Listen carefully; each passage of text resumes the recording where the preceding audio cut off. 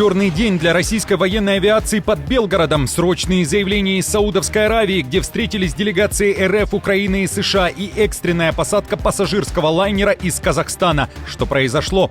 В эфире «Нехта» самые важные и интересные новости к этому часу. Национальный скандал в США. Чем недоволен Трамп, почему злится и какие требования озвучил в день переговоров о мире в Украине? Хаймарсами по вертолетам за миллионы долларов. Украина заявляет об успешном ударе по войскам Путина. Детали. Подсчет зарплат в картофельном эквиваленте, российская щедрость по $1000 беременным школьницам, а также план по захвату Гренландии командой Трампа. Обзор важных событий. Друзья, всем привет! Буду рад вашему лайку, подписке и репосту. Вы прекрасно знаете, что для нас это очень важно. Оставляйте также свои комментарии и спасибо вам за обратную связь. Об актуальных и важных событиях прямо сейчас начинаю. Дальнобойный удар по тылу россиян. Силы специальных операций Украины заявляют об уничтожении сразу 4 вертолетов армии Путина. Авиатехника стала целью в Белгородской области РФ. На кадрах, опубликованных украинскими военными, точные попадания по мишени. Минус 2 К-52 и 2 Ми-8. Эти вертолеты находились на замаскированной позиции. К-52 – ударный вертолет, который враг использует для разведки и атак целей на земле. Транспортные вертолеты Ми-8 войска противника используют для перевозки личного состава и грузов, а также для поддержки наземных операций. Удар был нанесен ракетами «Хаймарс» с кассетной боевой частью. Российская сторона потерь не признавала. Напомню, что стоимость вертолета К-52 минимум $16 миллионов за единицу. Прекращение огня в Черном море – ключевая тема переговоров, которые прошли в Саудовской Аравии. В Эр-Рияде США требуют от России тишины в акватории моря. Этот шаг необходим перед новым этапом – главным договором о полном режиме прекращения огня.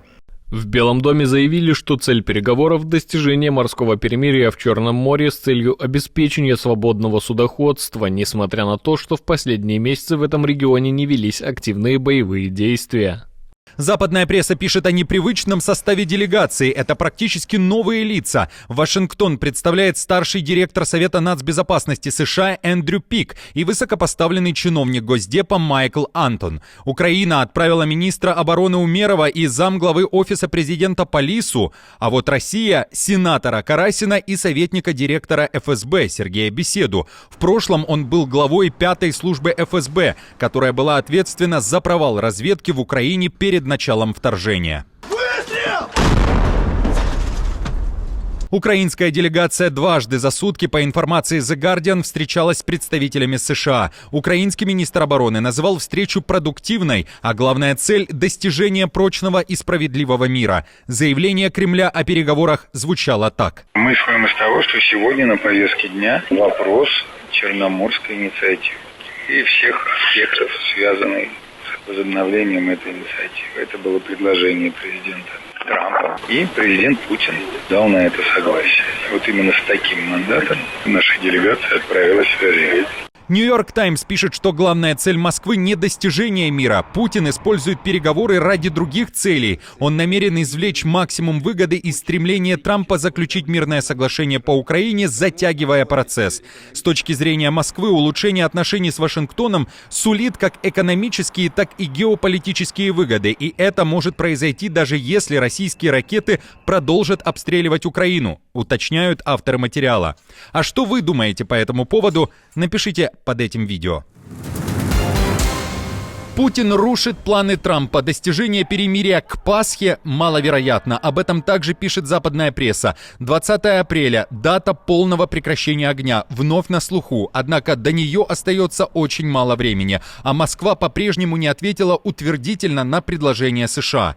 The Telegraph уточняет, что Трамп, который буквально на этих выходных заявлял, что ситуация в Украине под контролем, получает не то, чего хочет. Однако уверенность президента была подорвана в субботу вечером, когда Москва нанесла новые удары дронами, в результате которых погибли мирные жители по всей Украине. Напомню, что в Вашингтоне вообще не видят проблем и считают, что Москва и Киев выполняют свои обещания и не бьют по энергетическим объектам. Европейцы же считают, что Россия лишь имитирует переговоры. Трамп озабочен своей внешностью, а точнее портретом, на котором не похож сам на себя. Скандал национального масштаба разгорелся из-за полотна, которое появилось в Капитолии штата Колорадо. Американский президент накинулся с критикой на художницу и губернатора, который позволил вывесить такой портрет на стену. Что именно не нравится республиканцу, он не уточняет. То ли лишние килограммы на лице, то ли недостаточный загар, неясно. Но уверен, он был искажен. И этой проблеме посвятил большой пост в своих соцсетях. Также потребовал портрет убрать. Удар по союзнику Зеленского. Премьер-министр Британии Кир Стармер попал под каток критики. Его план по миротворческой миссии в Украине назвали политическим театром. Об этом пишет пресса Великобритании. Авторы материала уточняют, что первые сомнения вокруг амбиций так называемой коалиции желающих, а это коалиция стран, которые могли потенциально отправить свои войска в Украину после заключения сделки между Москвой и Киевом, усилились на фоне встречи британских и французских военных в Уайт-Холле. В воскресенье высокопоставленные источники в армии заявили The Telegraph, что Стармер забежал вперед, предложив миротворческую миссию, не имея четкого военного плана. Накануне спецпредставитель Дональда Трампа Стив Уиткоф назвал идею Стармера позой и позерством, основанной на наивном желании стать новым Черчиллем. Источники The Telegraph в военных кругах Великобритании говорят, что разработать четкий план по отправке миротворческих войск, к тому же к 20 апреля, а именно тогда США хотят достичь тишины на фронте, просто невозможно. Именно поэтому все планы Стармера считаются политическим шоу. Сейчас фокус плавно переводят на поддержание мира с помощью флота и авиации, потому что с этим проще и технику не придется размещать на территории Украины, уточняет The Telegraph. В Южной Корее резкий поворот. Конституционный суд отменил импичмент исполняющему обязанности президента. Хан Док-су, который был еще и премьер-министром страны, возвращается к власти.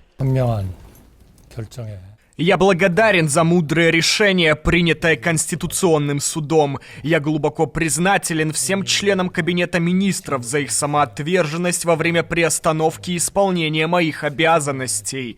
В первую очередь я займусь решением неотложных ситуаций. Политический шторм в Южной Корее начался с действий президента Юн Сок Йоля. В конце прошлого года он был отстранен после попытки ввести в стране военное положение. Это резонансное решение было мотивировано так называемой антигосударственной деятельностью оппозиции. Парламент страны тогда отказался утвердить это решение, и уже на следующее утро главе государства пришлось отменить его. 14 декабря народные избранники объявили Юну импичмент, и временным президентом стал Хан Док-су. Он не продержался и 2 недель, как парламент объявил импичмент и ему. Поводом стал отказ Хана назначить еще 3 судей в Конституционный суд страны, чтобы тот смог окончательно утвердить отстранение Юна. Гренландия не дает покоя Трампу. Белый дом заявляет, отправляют туда свою делегацию. Главный не только советник Трампа по нацбезопасности Майк Уолтс и министр энергетики США, но и супруга вице-президента Джей Ди Венса. Пресса пишет, что островитянам они собираются сделать предложение, от которого те не смогут отказаться.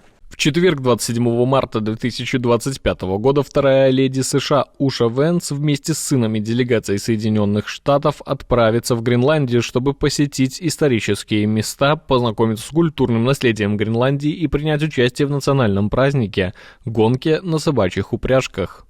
Тем временем депутат парламента Дании Расмус Ярлов ответил Джей Ди Венсу на территориальные претензии США к королевству. Он заявил, что Гренландия является частью Дании с 1380 года. Ее жители являются гражданами Дании. Только 6% гренландцев хотели бы стать частью штатов. В Гренландии нет китайской угрозы, беспокойство вызывает только давление США. Кроме того, Дания не продаст Гренландию и не допустит попыток подкупа, несмотря на угрозы со стороны Белого дома. Напомню, вице-президент Джей Ди Венс, который прославился скандалом с Зеленским, заявил, что Трамп получит Гренландию и сделает для этого все возможное. А крики европейцев, это была цитата, Вашингтон не интересуют.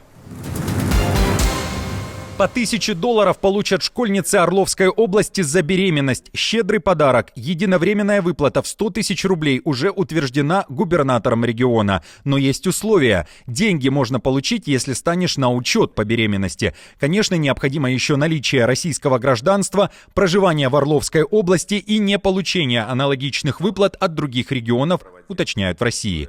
Известно, что Орловская область не первый регион, где решили тысячей долларов стимулировать школьниц рожать и тем самым улучшать демографическую ситуацию в регионах. Власти также называют помощь в 100 тысяч поддержкой рождаемости и обеспечением достойного качества жизни семей региона. Отмечу, помощь единовременная, то есть выплату школьницы получат только один раз.